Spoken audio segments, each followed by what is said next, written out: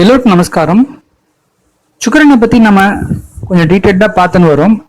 போன பதிவில் சுக்கிரன் தன்னுடைய சொந்த லக்னமான ரிஷபம் மற்றும் துலாம் இந்த இடங்களுக்கு எப்படி பலனை சேர்ப்பார் அப்படிங்கிறத நம்ம பார்த்தோம். அப்படி நீங்கள் பார்க்கலன்னா கீழே இருக்கக்கூடிய இந்த லிங்கை கிளிக் பண்ணி பாருங்கள். நம்முடைய சேனலை சப்ஸ்கிரைப் பண்ணிக்கோங்க. அப்போ நான் வெளியிடக்கூடிய எல்லா வீடியோவும் உங்களுக்கு உடனே கிடைக்கும். இப்போ இந்த பதிவில் சுக்கிரன் செவ்வாயுடைய வீடுகள், செவ்வாயுடைய லக்னங்களுக்கு எப்படி பலன் தருவார்? செவ்வாய் லக்னம் அப்படின்னு சொன்னாலே மேஷம் மற்றும் ரிஷிகம், இந்த ரெண்டு வீடுகள் தான் செவ்வாயுடைய சொந்த வீடுகள். அப்போ ஒருவர் மேஷத்துல பிறந்தாலோ இல்லைன்னா ரிஷிகத்துல பிறந்தாலோ அவங்களுக்கு இந்த சுக்கிரன் எப்படி பலன் தருவாருங்கிறத இந்த பதிவுல பார்க்க போறோம்.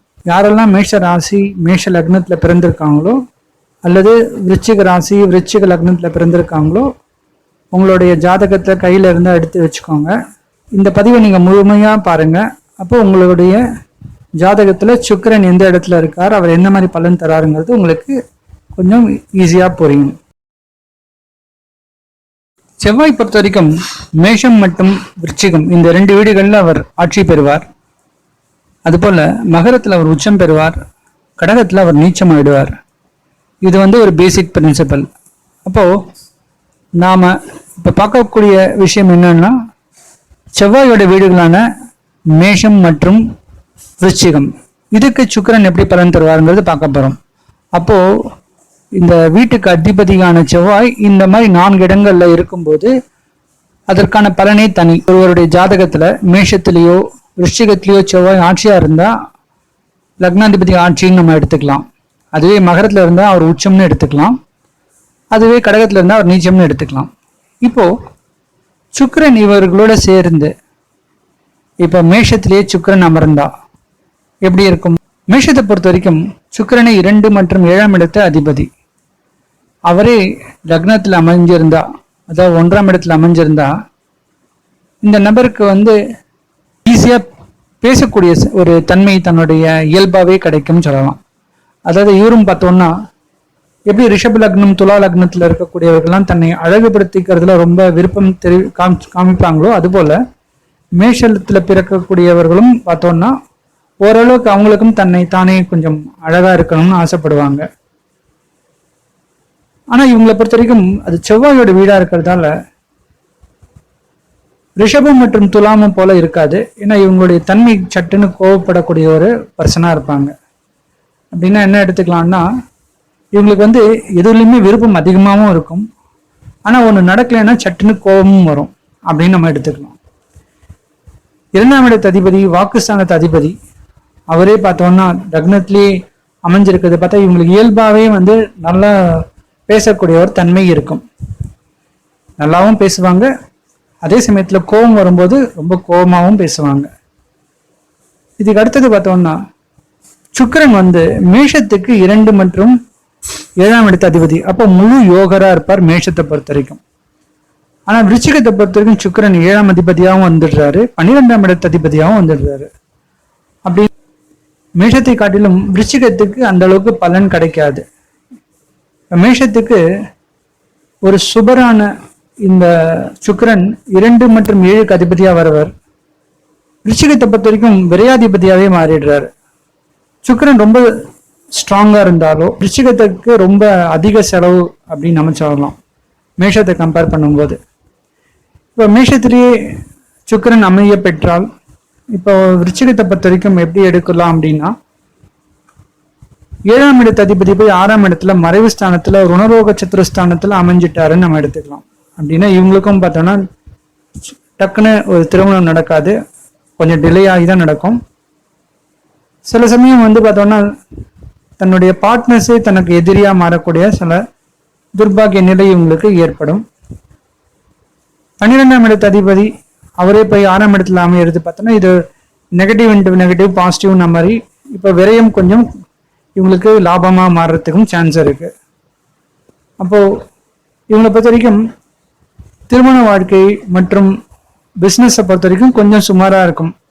ஆனா அதே மேஷத்தை பொறுத்த வரைக்கும் இது ரொம்ப சிறப்பா இருக்கும். இப்ப சுக்கிரன் 2ஆம் இடத்துல அமைய பெற்றால், அதாவது ரிஷபத்திலேயே சுக்கிரன் ஆட்சியா இருந்து மேஷத்துக்கு எப்படி இருக்குன்னு பார்த்தோம்னா, மேஷத்துக்கு 2ஆம் இடமான வாக்குஸ்தான தன குடும்பஸ்தானத்திலேயே சுக்கிரன் ஆட்சியா இருக்காரு. அப்போ அவங்களுக்கு குடும்பத்துக்கு தேவையான பொருளாதார வசதிகள்லாம் பெருக்கக்கூடிய ஒரு சந்தோஷமான நிலை ஏற்படும். அவங்களுக்கு வாழ்க்கையில எல்லா விதமான பொருளாதார முன்னேற்றமும் உங்களுக்கு கிடைக்கும் நம்ம எடுத்துக்கலாம். அது மட்டும் இல்லாமல் 7ஆம் இடத்தை பற்றி 2லயே போய் ஆட்சியா இருக்கிறத வச்சு பார்க்கும்போது நல்ல குடும்பம் அமையறது, அதாவது ஆணா இருந்தா பெண், பெண்ணா இருந்தா ஆண், இவங்களோட ஒருவருக்கு ஒருவர் நல்ல ஒற்றுமையோட இருக்கக்கூடிய ஒரு சந்தோஷமான நிலையெல்லாம் இவங்களுக்கு ஏற்படும் அப்படிங்கிறது நமக்கு தெரிய வருது. இதே 2ஆம் இடத்துல சுக்கிரன் ஆட்சியா இருக்கும்போது விருச்சிகத்துக்கு பார்த்தோம்னா அது 7ஆம் இடமா அமையுது. அப்போ 7ஆம் இடத்திலே சுக்கிரன் ஆட்சி. அப்போ இவங்களுக்கு கலஸ்தரக்காரகனான சுக்கிரனே 7ஆம் இடத்துல ஆட்சி பெறும்போது ஒரு சிலருக்கு மேரேஜ் நடக்கும்போது கொஞ்சம் டிலே ஆகிறதுக்கு சந்தர்ப்பம் இருக்கு. அவங்க சட்டுன்னு திருமணம் நடக்காது, ஆனால் திருமணம்லாம் அமையும். ஆனால் உடனே அவங்க எதிர்பார்த்த நேரத்தில் நடக்கும்னு சொல்ல முடியாது. அடுத்தது சுக்கிரன் 3ஆம் இடமான மிதுனத்தில் அமைய பெற்றால், மேஷத்துக்கு 3ஆம் இடமான மிதுனத்தில் அமையும் போது நல்ல முயற்சி எடுத்து வெற்றி அடையக்கூடிய தன்மையெல்லாம் இந்த மேஷத்துல பிறந்தவங்களுக்கு கிடைக்கும். அதாவது அவங்க 2ஆம் அதிபதியே 3ஆம் இடத்துல இருக்கும்போது குடும்பத்துக்காக நிறைய கஷ்டப்பட்டு முன்னேற்றம் அடைவாங்க. தன்னுடைய ஃபேமிலிக்காக ரொம்ப போராடி ஜெயிக்கக்கூடிய ஒரு நபரா இருப்பாங்க. நம்ம இதுல இருந்து தெரிய வருது. இதே விருச்சிகத்தை பொறுத்த வரைக்கும் 7ஆம் அதிபதி போய் 8ஆம் இடத்துல மறைவு. அப்படி பார்க்கும்போது இவங்களுக்கு அவ்வளோ சட்டுன்னு திருமணம் நடக்காது. அது மட்டும் இல்லாமல் குடும்ப வாழ்க்கையில் நிறைய போராட்டம் மிகுந்த வாழ்க்கையா இருக்கும். அந்த குடும்ப வாழ்க்கையினாலே மனக்கவலை நிறைய இருக்கும். நம்ம இதுலேருந்து தெரிய வருது. இப்போ மேஷத்துக்கு 2ஆம் அதிபதியான சுக்கிரன் 4ஆம் இடத்துல அமையும் பெறும்போது அந்த இடத்துல லக்னாதிபதியான செவ்வாய் நீச்சம் அடைகிறார். அந்த இடத்துல போய் சுக்கிரன் இருக்கும்போது ஓரளவுக்கு சுமாரான சப்போர்ட் தான் லக்னம் கொடுக்கறது. இருந்தாலும் அவங்களுக்கு தேவையான ஒரு வசதிகள்லாம் ஏற்படுத்தக்கூடிய ஒரு நிலை ஏற்படும் சொல்லலாம். அது அவங்களுடைய சுய ஜாதகத்துல எந்த அளவுக்கு செவ்வாய் இருக்கோ, எந்த அளவுக்கு வலிமையா இருக்கோ அதை பேஸ் பண்ணி இவங்களுக்கு சொந்த வீடோ வண்டி வாகனம் வாங்கக்கூடிய யோகம்லாம் கிடைக்கும் நம்ம சொல்லலாம். அதே போல விருச்சிகத்தை பொறுத்த வரைக்கும் இது 9ஆம் இடம். 9ஆம் இடத்துல இந்த லக்னத்துக்கு அதிபதியான செவ்வாய நீச்சம். ஆனா அந்த இடத்துல சுக்கிரன் அமைய பெறும்போது இவங்களை பத்தி விரயம் ரொம்ப இருக்காது. இருந்தாலும் 7ஆம் அதிபதி போய் 9ஆம் இடத்துல இருக்கும்போது சில பேருக்கு தந்தையார் வழி ஒரு பெண் திருமணம் பெறக்கூடிய யோகம் இருக்கலாம். அது மட்டும் இல்லாம தந்தையார் வழி சப்போர்ட் சில பேருக்கு இருக்கும். ஆனாலும் அந்த தந்தையாருடைய தனிப்பட்ட முறையில அவங்களுடைய ஆதாயம் பெருசா இருக்காது. அடுத்தது சுக்கிரன் 5ஆம் இடமான சிம்மத்துல, மேஷத்துக்கு 5ஆம் இடமான சிம்மத்துல அமைய பெறும்போது இது ரொம்ப நல்ல இடம். சூரியனுடைய சிம்மம்ங்கிற வீட்டிலேயே சுக்கிரன் அமைய பெறும்போது இவங்களுக்கு பூர்வ புண்ணிய ஸ்தானம் ரொம்ப சிறப்பா இருக்குன்னு சொல்லலாம். அதுபோல விருச்சிகத்தை பொறுத்த வரைக்கும் இது 10ஆம் இடம். 7ஆம் அதிபதி போய் 10ஆம் இடத்துல அமைய பெறும்போது நிறைய பேருக்கு பார்த்தோன்னா தாம் செய்யக்கூடிய வேலையும் தாம் பார்க்கக்கூடிய தொழிலும் ஒரே மாதிரி இருக்கும். அதாவது சில பேர் பார்த்தோம்னா ஒரு கம்பெனியில வேலை பண்ணுவாங்க, அதுல அவங்க நிறைய விஷயம் கத்துக்கிட்டு தானே சொந்த தொழில் ஆரம்பிப்பாங்க. இதுதான் இந்த விருச்சிகத்தை பொறுத்த வரைக்கும் நமக்கு தெரியக்கூடிய ஒரு விஷயம். அடுத்தது இதே சுக்கிரன் 6ஆம் இடமான கன்னியில் அமைய பெற்றால் அந்த இடத்துல சுக்கிரன் நீச்சம் அடைவார். இப்ப மேஷத்துக்கு 6ஆம் இடமான கன்னியில சுக்கிரன் அமைய பெறும்போது 6ஆம் இடத்து அதிபதி போய் 6ஆம் இடத்துல நீச்சம் அடையும் போது இவங்களுக்கு உடல் ரீதியான பிரச்சனைகள்லாம் பெருசா ஒன்றும் பாதிக்காது. அதே போல எதிரிகள்லாம் ரொம்ப இருக்க மாட்டாங்கன்னு நமக்கு தெரிய வருது. ஏன்னா அது அப்படியே நெகட்டிவ் பாசிட்டிவா மாறிடும். அதே போல விருச்சிகத்தை பொறுத்த வரைக்கும் பெருசா லாபம் இருக்காது. இருந்தாலும் ஓரளவுக்கு லாபம் அவங்களுக்கு கிடைக்கும். ஏன்னா 12ஆம் இடத்து அதிபதி போய் 11ஆம் இடத்துல நீச்சம் அடையும் போது ரொம்ப செலவு இருக்காது. ஆனா அதே சமயத்துல எதிர்பார்த்த பண வரவு இருக்கும்னு நம்ம சொல்ல முடியாது. அடுத்தது சுக்கிரன் 7ஆம் இடமான துலாம்ங்கிற இடத்துல ஆட்சி பெறும்போது மேஷத்துக்கு அது 7ஆம் இடம், விருச்சிகத்துக்கு அது 12ஆம் இடம். அப்போ மேஷத்தை பொறுத்த வரைக்கும் அவங்களுக்கு ஒரு டிலே மேரேஜ் அதுக்காக சந்தர்ப்பம் அதிகமா இருக்கு. அதே மட்டும் இல்லாம பிஸ்னஸ் கொஞ்சம் சூப்பரா இருக்கும். நிறைய பேருக்கு தான் செய்யக்கூடிய பிஸ்னஸ் ரொம்ப சிறப்பா நிறைய நண்பர்களோட பிஸ்னஸ் பண்ணக்கூடிய யோகம்லாம் சில பேருக்கு இருக்கும். ஆனா விருச்சிகத்தை பொறுத்த வரைக்கும் கொஞ்சம் அதிகமான விரயம் தெரியாது. அதாவது 7ஆம் அதிபதி போய் 12ல ஆட்சி பெறும்போது குடும்பத்துக்காகவே நிறைய செலவு பண்ணக்கூடிய சில துர்பாகிய நிலை, அதுவும் தான் கையில என்னதான் சம்பாதிச்சாலும் நிற்காத நிலையெல்லாம் ஏற்படும். அடுத்தது மேஷத்துக்கு 8ஆம் இடமான விருச்சிகத்திலேயே சுக்கிரன் அமைய பெறும்போது 2ஆம் அதிபதி போய் 8ல போய் மறைவு. அப்ப மேஷத்தை பொறுத்த வரைக்கும் தன்னோட குடும்பத்துக்காகவே நிறைய மனக்கவலை மனப்போராட்டம்லாம் ஏற்படும் அப்படிங்கிறது தெரியாது. விருச்சிகத்தை பொறுத்த வரைக்கும் 7ஆம் அதிபதி போய் லக்னத்திலேயே அமைய பெறுறது, 12ஆம் அதிபதியும் போய் லக்னத்திலே அமையறத வச்சு பார்க்கும்போது இவங்க வந்து கொஞ்சம் தனக்காக நிறைய செலவு பண்ணிப்பாங்க, தன்னுடைய ஆடை அலங்காரங்களுக்காக நிறைய செலவு பண்ணிப்பாங்க. அது மட்டும் இல்லாமல் கொஞ்சம் அதிகமாக குடும்பத்துக்காக செலவு பண்ணக்கூடிய ஒரு நிலை ஏற்படும் அப்படிங்கிறது தெரியறது.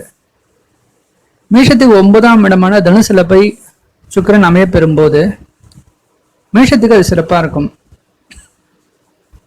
நிறைய அதிர்ஷ்ட வாய்ப்புகள்லாம் கிடைக்கும் சொல்லலாம். தந்தையார் வழி ஆதாயங்கள்லாம் நிறைய பேருக்கு இருக்கும். ரிச்சிகத்தை பொறுத்த வரைக்கும் 2ஆம் இடத்துல அதுவும் தனுசுங்கிற இடத்துல போய் சுக்கிரன் அமைய பெறும்போது ரொம்ப நயமா பேசுவாங்க. நிறைய விஷயங்கள் மரியாதையா சொல்லக்கூடிய சில தன்மைகள்லாம் சில பேருக்கு இருக்கும். அடுத்தவங்களை வழிநடத்தக்கூடிய சில நல்ல பதவிகள்லாம் அவங்க இருப்பாங்கன்னு நமக்கு தெரிய வருது. அது மட்டும் இல்லாம மேஷத்திலும் ரிச்சிகத்துல ரெண்டுத்துலயுமே பார்த்தோம்னா தனுசுங்கிற இடத்துல சுக்கிரன் அமைய பெறும்போது அவங்க ஆச்சார அனுஷ்டானங்கள்லாம் ரொம்ப சிறப்பாக கடைபிடிப்பாங்கன்னு தெரியறது. மேஷத்து அதிபதி எங்க உச்சம் பெறாருன்னு பார்த்தோம்னா மகரம். இது வந்து 10ஆம் இடமா அமையிறது. இந்த இடத்துல போய் சுக்கிரன் அமைய பெறும்போது நிறைய பேருக்கு தொழில் ரீதியா நல்ல முன்னேற்றம், தொழில் மூலியமா நிறைய சம்பாதிக்கக்கூடிய யோகம்னா நிறைய பேருக்கு இருக்கும். அதுவும் மேஷத்துல பார்க்கும்போது நிறைய பேர் பார்த்தோம்னா பாலிடிக்ஸ்ல நிறைய சம்பாதிப்பாங்க. அது மட்டும் இல்லாமல் சில பேர் டாக்டரா இருப்பாங்க, அரசு மருத்துவமனையில சீஃப் டாக்டரா இருப்பாங்க, நிறைய சம்பாதிப்பாங்க. அதே மாதிரி மிலிட்ரி, ஆர்மி இந்த மாதிரி இடத்துலலாம் பார்த்தோம்னா சிறப்பான ஒரு பதவியில நிறைய சம்பாதிக்கக்கூடிய யோகம்லாம் நிறைய பேருக்கு கிடைக்கும் நமக்கு தெரிய வருது. இது விருச்சிகத்தை பொறுத்த வரைக்கும் 3ஆம் இடத்துல லக்னாதிபதியே உச்சம். அப்போ ரொம்ப சிறப்பா இவங்க கஷ்டப்பட்டு முன்னேற்றம் அடையக்கூடிய தன்மையெல்லாம் நிறைய பேருக்கு இருக்கும். இவங்க ரொம்ப ஹார்ட் ஒர்க்கிங் பர்சனா இருப்பாங்க. சில பேர்லாம் பார்த்தோம்னா ராத்திரி பகல் பார்க்காம நிறைய கஷ்டப்பட்டு ஒர்க் பண்ணுவாங்க. தன்னுடைய வேலையை முடிச்சுட்டு சாயங்காலம் வந்து கதை கட்டுரைகள்லாம் எழுதுவாங்க. நிறைய மற்றவர்களுக்காக நிறைய வேலைகள்லாம் பண்ணி கொடுப்பாங்க. தன்னுடைய 24 மணி நேரத்தில் பார்த்தோம்னா பெரும்பாலான பகுதி வந்து நிறைய ஏர்ன் பண்ணுறதுக்கு ஸ்பெண்ட் பண்ணுவாங்க. இப்படி நிறைய முன்னேற்றம் அடையக்கூடிய, முயற்சி எடுத்து முன்னேற்றம் அடையக்கூடிய தன்மையெல்லாம் பார்த்தா விருச்சிகத்துக்கு இருக்கும்னு நம்ம தெரிய வருது. அடுத்தது சுக்கிரன் லாபம் ஸ்தானமான கும்பத்தில் அமைய பெறும்போது, 11ஆம் இடத்துல அமைய பெறும்போது இது விருச்சிகத்தை போல கிடையாது. விருச்சிகத்துக்கு 11ஆம் இடம் பார்த்தோம்னா கன்னி, அங்க சுக்கிரன் நீச்சம் அடைகிறார். ஆனா இப்போ இவர் நீச்சம் அடையல, கிட்டத்தட்ட உச்சம் அடையக்கூடிய நிலைக்கு கொஞ்சம் முன்னாடி நிற்கிறாரு, டிகிரி வைஸ் கொஞ்சம் முன்னாடி நிற்கிறாரு. அப்படி பார்க்கும்போது மேஷத்தை பொறுத்தவரைக்கும் ரொம்ப சிறப்பான லாபம் கிடைக்கக்கூடிய ஒரு யோகம் கண்டிப்பா இருக்கும். இவங்க எதிர்பார்க்கறத விட அதிகமான பணம் கிடைக்கக்கூடிய யோகம்லாம் சில பேருக்கு கிடைக்கும். அதுபோல விருச்சிகத்தை பொறுத்த வரைக்கும் 4ஆம் இடத்திலேயே வந்து சுக்கிரன் இருக்கும்போது தனக்கு தேவையான சொந்த வீடு வாங்கக்கூடிய யோகம், வாகனங்கள்லாம் ஒன்றுக்கு மேற்பட்டு வாங்கக்கூடிய யோகங்கள்லாம் நிறைய பேருக்கு அமையும்னு தெரிய வருது. அடுத்தது 12ஆம் இடமான மறைவு ஸ்தானத்துல, அதுவும் மேஷத்துக்கு 12ஆம் இடத்துல சுக்கிரன் வந்து அமைய பெறும்போது அந்த இடத்துல சுக்கிரன் உச்சம் பெறுவார். அப்ப மேஷத்துல பிறந்தவங்க பல பேருக்கு வந்து வெளிநாடு சென்று சம்பாதிக்கக்கூடிய யோகம்லாம் கிடைக்கும். நிறைய சம்பாதிப்பாங்க, நிறைய செலவழிப்பாங்க. அதாவது லக்ஸரி லைஃப், அவங்க வாழ்க்கை முறையை அவங்க தேர்ந்தெடுப்பாங்க. அதாவது எல்லாமே வந்து ஹை கம்ஃபர்ட்ல இருக்கணும்னு ஆசைப்படுவாங்க. அதுக்கேற்ற ஏர்னிங்ஸும் கிடைக்கும், அதுக்கேற்ற செலவும் அவங்க செலவு பண்ணுவாங்க. அப்படி நல்ல நிலை கொடுத்துரும் இந்த சுக்கிரன். இதே விருச்சிகத்தை பொறுத்த வரைக்கும் 5ஆம் இடத்துல 12ஆம் அதிபதி போய் உச்சம் அடைகிறார். அது 7ஆம் அதிபதியும் போய் 5ஆம் இடத்துல உச்சம் அடைகிறார். அப்போ நல்ல குழந்தை பிறக்கக்கூடிய யோகம், குழந்தை மூலயமா தன்னுடைய எதிர்காலம் சிறப்பாக இருக்கக்கூடிய யோகம்னா நிறைய பேருக்கு இருக்கும், நம்ம எடுத்துக்கலாம். இப்படி